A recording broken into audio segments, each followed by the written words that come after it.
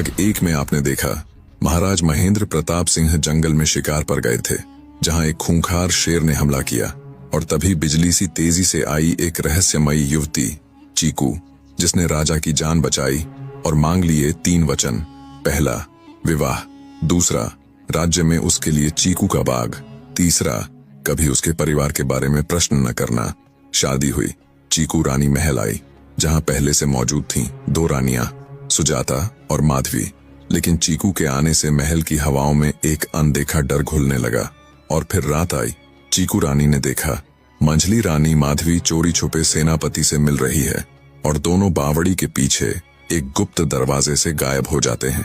अब सवाल ये है, क्या वो गुप्त दरवाजा सिर्फ एक रास्ता है या एक साजिश की सुरंग? मंझली रानी और सेनापति के बीच क्या सिर्फ राज है या राजघात? और चीकू रानी, वो है कौन? क्या वो सच में सिर्फ एक साधारण लड़की है? और सबसे बड़ा झटका, क्या वो इंसान जिसे सबने मरा हुआ मान लिया असल में अब भी जिंदा है? एक रानी, 2 चेहरे, एक साजिश, 2 निशाने। और अब शुरू होगा वो खेल जिसमें हर सच एक तबाही की दस्तक होगा। अगर आपने इसका भाग 1 नहीं देखा तो पहले उसे देखिए, लिंक नीचे डिस्क्रिप्शन में है। अब आगे। अगली सुबह भी वही बातें उसके मन में घूम रही थीं। उसने तय किया कि आज महाराज से सीधे पूछेगी, उन्हें राजमाता और बड़े महाराज की मृत्यु के बारे में कितना पता है। महाराज, क्या मैं आपसे एक बात पूछ सकती हूँ? पूछिए छोटी रानी। पिताजी महाराज की मृत्यु कैसे हुई थी? महाराज का चेहरा उदासी से भर गया। कुछ पल चुप रहने के बाद वे बोले, छोटी रानी, पिताजी महाराज ने मुझे बचपन से ही अपार स्नेह दिया, कभी किसी चीज की कमी महसूस नहीं होने दी। मेरे लिए वे पूरी दुनिया थे। जब उन्होंने देखा कि मैं राज्य संभालने योग्य हो गया हूँ तो मेरी शादी कर दी और सारा कार्यभार मुझे सौंप दिया। कार्यभार सौंपने के बाद वे स्वयं को काफी मुक्त महसूस कर रहे थे। अब उनके पास कोई विशेष जिम्मेदारी नहीं थी। उन्हें शिकार का बहुत शौक था। राजा रहते भी वे अक्सर शिकार पर जाते थे, लेकिन गद्दी छोड़ने के बाद उनकी यात्राएं और बढ़ गईं।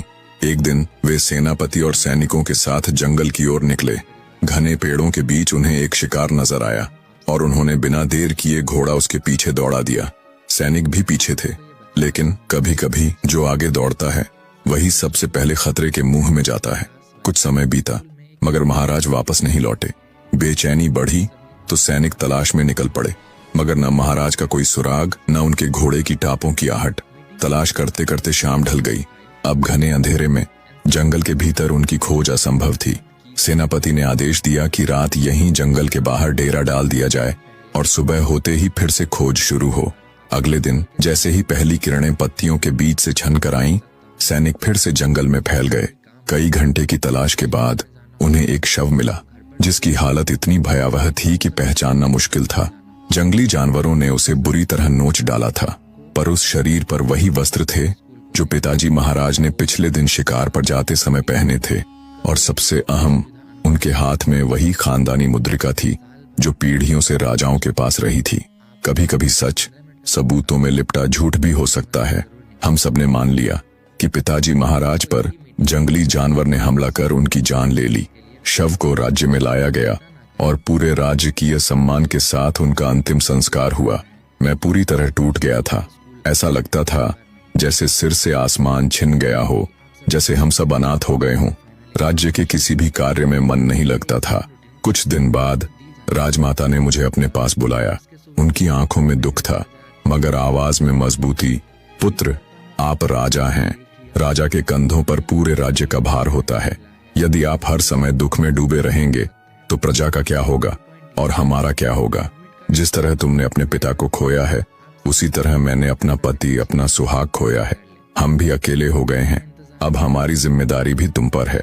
हमारी उम्र हो चली है, दुख ज्यादा नहीं सहा जाता, लेकिन फिर भी तुम्हारे और तुम्हारे बच्चों के लिए हमने खुद को संभाल कर रखा है। जब पिताजी महाराज थे, हमें कोई चिंता नहीं थी, लेकिन अब जब वे नहीं रहे, हमारा प्रथम दायित्व हमारी प्रजा है। हमें प्रजा को खुशहाल रखना है। बड़े महाराज की मृत्यु का किस्सा सुनाकर राजा महेंद्र प्रताप कुछ पल के लिए शांत हो गए। कमरे में सन्नाटा छा गया। थोड़ी देर बाद चीकू रानी ने फिर पूछा, महाराज, माताजी की मृत्यु कैसे हुई थी? राजा ने गहरी सांस ली और कहा, राजमाता अत्यंत धर्मपरायण थीं। प्रतिदिन राज्य के मंदिर में पूजा करने जाती और वहां से लौटकर राजमहल के मंदिर में भी पूजा करती। एक दिन न जाने कैसे मंदिर में भयानक आग लग गई। लपटें इतनी तेज थीं कि बुझाने में काफी समय लगा, लेकिन तब तक मंदिर के पुजारी, राजमाता और उनके साथ जाने वाली दासी तीनों आग में भस्म हो चुके थे। अजीब बात यह थी कि पुजारी और राजमाता का शव तो मिल गया, मगर उस दासी का न कोई शव मिला, न फिर वह कभी जिंदा दिखाई दी। चीकू रानी ने तुरंत पूछा, महाराज, आपको कैसे यकीन हुआ कि वो शव राजमाता का ही था? राजा ने गंभीर स्वर में उत्तर दिया, छोटी रानी, ये कैसी बात कर रही हो? क्या हम अपनी माँ को नहीं पहचानेंगे? उनके जले हुए शव पर भी वही वस्त्र थे जो उस दिन पहने थे, और उनके हाथ में खानदानी मुद्रिका भी थी। चीकू रानी का मन अब और गहरा हुआ। उसने एक और सवाल किया, जब आग लगी तब क्या मंदिर में कोई और नहीं था? राज्य के लोग भी तो वहां जाते होंगे। राजा ने समझाया, नहीं महारानी, वह मंदिर सिर्फ राजघराने के लिए था, किसी और को वहां प्रवेश की अनुमति नहीं थी। पिताजी के जाने के बाद माँ ही सहारा थी, लेकिन जब माँ भी चली गईं, तो लगा यह जीवन जैसे अर्थहीन हो गया है। हम व्याकुल हो गए थे।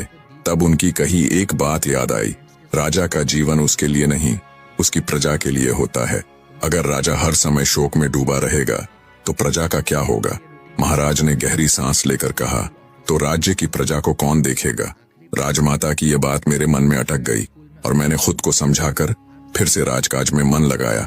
लेकिन छोटी रानी, सच यह है कि पिताजी, महाराज और राजमाता दोनों के जाने के बाद मैं इस संसार में अकेला रह गया। चीकू रानी ने दृढ़ स्वर में उत्तर दिया, महाराज, आपने ठीक कहा, एक राजा के लिए उसका राज्य और उसकी प्रजा ही सबसे पहले होती है। लेकिन क्या आपको याद है, आपने मुझे एक वचन दिया था चीकू का बगीचा लगवाने का? अब तो मुझे यहाँ आए काफी समय हो गया है, शायद बगीचा तैयार हो गया होगा। महाराज मुस्कुराए, हाँ छोटी रानी, हमें याद है। इसके लिए हमने विशेष बीज मंगवाए थे जो 1 वर्ष में फल देने लगते हैं। लेकिन मैं आपसे यह जानना चाहता हूँ, चीकू का ही बगीचा क्यों? कोई और फल क्यों नहीं? चीकू रानी की आंखों में एक हल्की शरारत चमकी। महाराज, मुझे चीकू बहुत पसंद है। आपने देखा होगा, महल में आने के बाद मैं अन्य फलों से अधिक चीकू खाती हूँ। जिसे मन भा जाए वही असली स्वाद बन जाता है। यह सोचते हुए दोनों की बातें देर तक चलती रहीं। आखिरकार महाराज ने कहा, छोटी रानी, बातों में समय निकल गया। आज राजकुमार अधिराज प्रताप सिंह गुरुकुल की शिक्षा पूर्ण कर महल लौट रहे हैं। वे मेरे ज्येष्ठ पुत्र हैं। बड़ी महारानी सुजाता के बेटे और आपके भी बड़े पुत्र हुए। चीकू रानी ने सहज भाव से पूछा, और मझली रानी माधवी की संतान? महाराज ने उत्तर दिया, माधवी और मेरा एक पुत्र है, राजकुमार शोभित राज सिंह। वह भी गुरुकुल में है, लेकिन उसकी शिक्षा पूरी होने में अभी 4 वर्ष बाकी हैं। छोटी रानी, आप भी राजकुमार अधिराज के स्वागत की तैयारी कीजिए। आप उनकी छोटी माँ हैं। आज्ञा लेकर चीकू रानी दोनों बड़ी रानियों के पास पहुंची। वहां सुजाता तो थी, मगर माधवी कहीं नजर नहीं आई। बड़ी दीदी, मझली दीदी कहाँ है?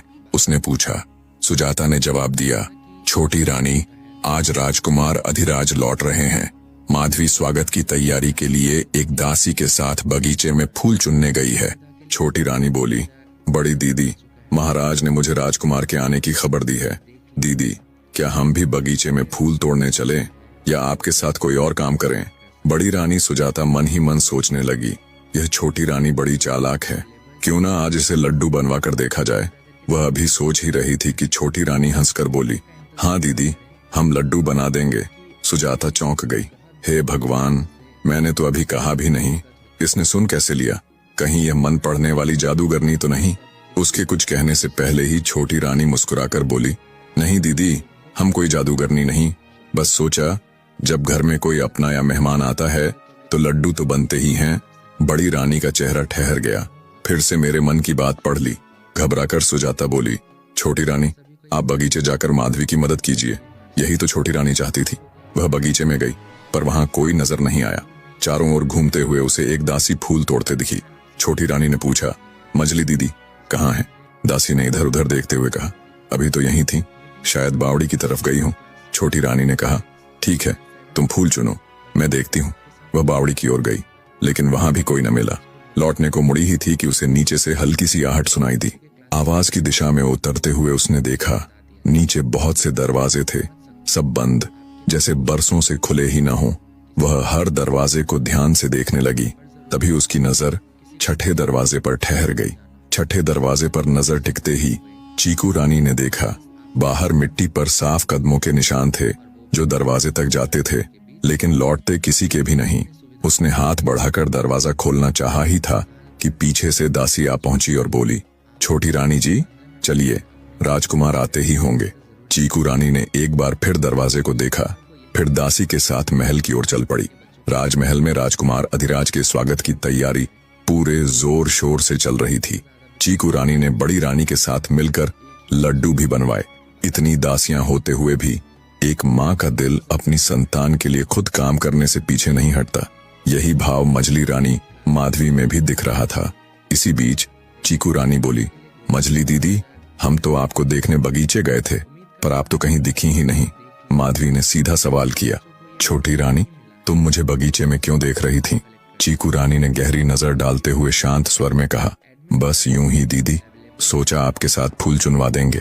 माधवी का चेहरा बिल्कुल सपाट था, बिना किसी भाव के। तभी बाहर से राजकुमार अधिराज की जय की गूंज सुनाई दी। बड़ी रानी ने उत्साहित होकर कहा, लगता है मेरा पुत्र अधिराज आ गया है। चीकू रानी ने भी हामी भरी, हाँ बड़ी दीदी, जय जयकार हो रही है। उसी वक्त एक दासी फूलों की टोकरी लेकर आई। चीकू रानी ने उसे पहले कभी महल में नहीं देखा था। मन ही मन उसने सोचा, यह नई दासी कौन है? दासी ने नजदीक आकर माधवी से पूछा, छोटी रानी, मैं फूलों की टोकरी कहाँ रखूं? माधवी ने चीकू रानी की ओर इशारा करते हुए कहा, शन्नो, अब मैं छोटी रानी नहीं, यह है, इनका नाम चीकू रानी है। इनके आने के बाद अब मैं मझली रानी हूँ। शन्नो ने चीकू रानी को अजीब सी नजरों से देखा और झुककर अभिवादन किया। चीकू रानी ने शन्नो की ओर गहरी नजर डाली और मझली रानी से पूछा, दीदी ये कौन है?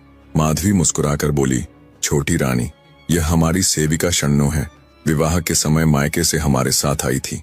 चीकू रानी ने गौर किया, शन्नो एक खूबसूरत सेविका थी, लेकिन उसके माथे पर एक काला सा निशान साफ दिख रहा था। शन्नो, ये तुम्हारे मस्तक पर क्या है? उसने सीधा सवाल किया। शन्नो झट बोली, कुछ नहीं छोटी रानी जी, कुछ भी तो नहीं। बड़ी रानी और माधवी ने भी शन्नो को ध्यान से देखा और कहा, छोटी रानी, इसके माथे पर तो कुछ भी नहीं है, बिल्कुल साफ है। चीकू रानी हल्के स्वर में बोली, शायद मुझे भ्रम हुआ होगा, जैसे कोई काला निशान था। बड़ी रानी ने बात मोड़ते हुए कहा, अच्छा जल्दी चलो, राजकुमार आते ही होंगे। सब मिलकर महल के मुख्य द्वार की ओर बढ़ी। वहां महाराज पहले से ही सेवकों के साथ खड़े थे, राजकुमार अधिराज की प्रतीक्षा में। तभी सेनापति का रथ और उसके पीछे राजकुमार का रथ दिखाई दिया। राजकुमार को देखते ही सबके चेहरे खिल उठे। रानी सुजाता बेटे को गले लगाने को आतुर थीं। राजकुमार रथ से उतरकर महाराज के चरण स्पर्श करते हुए बोले, पिताश्री प्रणाम। महाराज ने आशीर्वाद देते हुए कहा, खुश रहो पुत्र, दीर्घायु हो, यश और बल प्राप्त करो। फिर उन्होंने बेटे को गले से लगा लिया। इसके बाद अधिराज अपनी माता सुजाता के चरण स्पर्श करता है। माँ ने आशीर्वाद देते हुए काजल का टीका लगाया, मेरे पुत्र को किसी की नजर न लगे। फिर अधिराज रानी माधवी के पास गया और प्रणाम किया। माधवी ने मुस्कुराते हुए कहा, पुत्र, अब हम तुम्हारी छोटी माता नहीं, अब हम तुम्हारी मझली माता हो गए हैं। रानी माधवी की बात सुनकर राजकुमार अधिराज हैरानी से उनकी ओर देखते हैं। माधवी मुस्कुराकर कहती हैं, पुत्र, ये हैं छोटी रानी, तुम्हारी छोटी माता श्री चीकू रानी। अधिराज तुरंत चीकू रानी के चरण स्पर्श करते हुए कहते हैं, छोटी माता श्री प्रणाम। चीकू रानी आशीर्वाद देती हैं, दीर्घायु हो, अच्छे इंसान बनो, सबका भला करो और हमें बस छोटी माँ कहो। अधिराज मुस्कुराते हुए कहते हैं, आप बहुत अच्छी और सुंदर हैं। यह सुनकर मझली रानी माधवी के चेहरे पर हल्का सा मोह और जलन झलक जाती है। तभी फूलों की टोकरी लेकर दासी शन्नो आती है। महारानी, आपने राजकुमार को फूलों का हार तो पहनाया ही नहीं। रानी सुजाता कहती है, हाँ लाओ, मुझे दो। शन्नो टोकरी आगे बढ़ाती है। सुजाता जैसे ही हार उठाती है, अचानक टोकरी से एक काला नाग फिसलकर राजकुमार के पैरों के पास गिरता है। नाग फन फैलाकर डसने ही वाला होता है कि चीकू रानी की नजर पड़ती है। वह बिना एक पल गंवाए नाग को हाथों से पकड़कर दूर फेंक देती है। सभी लोग सन्न रह जाते हैं। इसे अशुभ संकेत मानकर घबराहट फैल जाती है। रानी सुजाता की आंखें भर आती हैं। वह चीकू रानी के सामने हाथ जोड़ देती हैं। छोटी रानी, आप देवी हैं। आज आपने अपनी जान की परवाह की बिना हमारे पुत्र की रक्षा की। ये उपकार हम कभी नहीं भूलेंगे। चीकू रानी धीरे से मुस्कुराती है। दीदी, हम भी तो राजकुमार की माँ हैं। ये कोई उपकार नहीं, बस माँ होने का फर्ज है। महाराज भी गर्व भरी निगाह से उनकी ओर देखते हैं। अच्छा, अब सभी भीतर चलें। राजमहल के अंदर राजकुमार अधिराज के स्वागत में भांति भांति के व्यंजन सजे हैं। तीनों माताएं अपनी पसंद के पकवान प्यार से अधिराज को परोसती हैं और महल का माहौल फिर से उत्सव में बदल जाता है। भोजन के अंत में जैसे ही राजकुमार अधिराज के सामने लड्डू रखे गए, वह उत्साह से बोले, अरे वाह माता श्री, लड्डू, हमें तो लड्डू बहुत पसंद हैं। रानी सुजाता स्नेह भरी नजरों से चीकू रानी की ओर देखते हुए कहती हैं, ये लड्डू मैंने बनाए हैं और इन्हें बनाने में तुम्हारी छोटी माँ ने मेरी मदद की है। आज न जाने क्यों सुजाता को चीकू रानी पहले से भी अधिक सुंदर और तेजस्वी लग रही थीं। शायद उनके दिल में अब चीकू रानी के प्रति सकारात्मक भाव गहराने लगे थे। अधिराज लड्डू खाते हुए बोले, छोटी माँ, आपके बनाए लड्डू तो बेहद स्वादिष्ट हैं, आप बहुत अच्छी हैं। तभी मझली रानी माधवी हल्की मुस्कान के साथ चुटकी लेती हैं। अरे वाह राजकुमार, हमें तो आपने कभी अच्छी नहीं कहा। अधिराज हंसते हुए जवाब देते हैं, मझली माँ, आप भी बहुत अच्छी हैं। भोजन समाप्त होने के बाद सभी अपने अपने कक्ष में चले जाते हैं, पर चीकू रानी के मन में अब भी एक ही बात घूम रही थी, फूलों की टोकरी में सांप। यह कोई साधारण घटना नहीं हो सकती, इसमें जरूर कोई रहस्य है, शायद राजकुमार को नुकसान पहुंचाने की साजिश। वह सोचती हैं, आज महाराज का ध्यान अधिराज पर रहेगा, यह मेरे लिए सही समय है अपने आवश्यक कार्य पूरे करने का। इसी दौरान सामने से महाराज आते दिखाई देते हैं।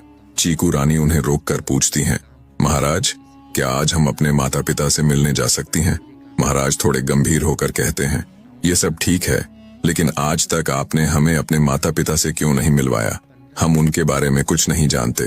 चीकू रानी शांत स्वर में कहती हैं, महाराज, मैंने विवाह के समय ही आपसे कहा था कि मेरे परिवार के बारे में कभी मुझसे न पूछें। महाराज बोले, हाँ याद है, लेकिन यह शर्त क्यों? आप अपने परिवार के बारे में बताना क्यों नहीं चाहती? कुछ क्षण चुप रहने के बाद चीकू रानी कहती हैं, समय आने पर मैं स्वयं आपको सब कुछ बता दूंगी। महाराज ने विश्वास से कहा, ठीक है छोटी रानी, हमें आप पर पूरा भरोसा है, आप बहुत समझदार हैं। चीकू रानी ने फिर पूछा, तो क्या आज मैं अपने माता पिता से मिलने जा सकती हूँ? महाराज ने अनुमति दी। हाँ छोटी रानी, आप जा सकती हैं। क्या आप संध्या तक लौट आएंगी? चीकू रानी ने विनम्रता से उत्तर दिया, महाराज, हम संध्या तक लौटने का पूरा प्रयास करेंगे। आशीर्वाद लेकर वह जंगल में अपने माता पिता से मिलने निकल पड़ी। भील जाति के मुखिया और उनकी पत्नी, जो असल में उसके जनक जननी नहीं थे, लेकिन किस्मत ने उसे उनके जीवन में एक संतान की तरह ला दिया था। बरसों पहले जंगल की पगडंडी पर बेहोश मिली उस बालिका को उन्होंने अपनी बेटी बनाकर अपना लिया था। कुटिया के आंगन में पहुंचते ही माता पिता की आंखें खुशी से भर आईं। पिता के चरण छूकर चीकू रानी ने पूछा, बाबा, अब उनका स्वास्थ्य कैसा है? पिता ने गहरी सांस लेकर कहा, बिटिया, उनकी सेहत में थोड़ा सुधार तो है, अब आंखें खोलने लगी हैं, थोड़ा थोड़ा दिखने भी लगा है, भूख लगने लगी है, खुद उठने का प्रयास भी करती हैं, पर वह फल जो उनके लिए अमृत समान है यहाँ दुर्लभ है, उसी से उनकी तबीयत संभल रही है, मगर अब कहाँ से लाएं? चीकू रानी हल्की मुस्कान के साथ बोली, बाबा, बस कुछ दिन और, तब ये फल भरपूर होंगे। उस बगीचे के पेड़ लहलहाएंगे जिसकी जड़ें मैंने खुद अपने हाथों से रोपी हैं। माँ ने आंखें भीगते हुए कहा, ये तो बहुत अच्छा हुआ, हमें तो उनकी चिंता खाए जा रही है, क्योंकि उन्हीं के कारण तू हमें मिली है, वरना हम तो निस्संतान ही मर जाते। चीकू रानी ने उनकी ओर देखकर कहा, माँ, मनुष्य की किस्मत में जो लिखा है, अच्छा हो या बुरा, वह जरूर मिलता है। मेरा आपकी बेटी बनना आपकी किस्मत में था, तो मैं किसी न किसी रूप में आपके जीवन में आ ही जाती। फिर वह बोली, अच्छा माँ, मैं उनसे मिल लूं, संध्या से पहले लौटना है, आज ही राजकुमार भी आने वाले हैं। माँ ने सिर हिलाकर कहा, जा बिटिया, वह भी तुझे देख खुश होंगी। चीकू रानी कुटिया के भीतर गई और देखा, साफ सुथरे बिस्तर पर चारपाई पर राजमाता लेटी थीं।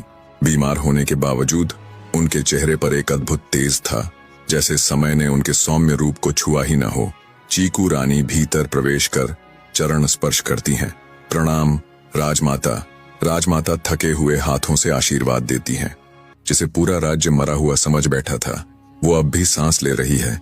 जंगल की एक कुटिया में चीकू रानी की निगाहबानी में राजमाता जिंदा है, लेकिन सवाल अब भी वहीं अटका है, आखिर उस दिन मंदिर में किसका शव जलाया गया था? दासी शरणों, फूलों की टोकरी में छुपा जहरीला नाग, मझली रानी माधवी का रहस्यमय गायब होना और बावड़ी के छठे दरवाजे के बाहर दिखते वो कदमों के निशान, क्या ये सब महज इत्तेफाक है या कोई बहुत बड़ी साजिश का हिस्सा? अब चीकू रानी के सामने है दो रास्ते, एक सच उजागर करने का, दूसरा सब कुछ खो देने का। क्या चीकू रानी इस बार भी किसी की जान बचा पाएगी या इस बार निशाना वहीं खुद होगी? जवाब मिलेगा भाग 3 में। इस वीडियो पर क्लिक करके जानिए, जहां हर परछाई में छुपा होगा एक धोखा और हर मुस्कान के पीछे एक जहर।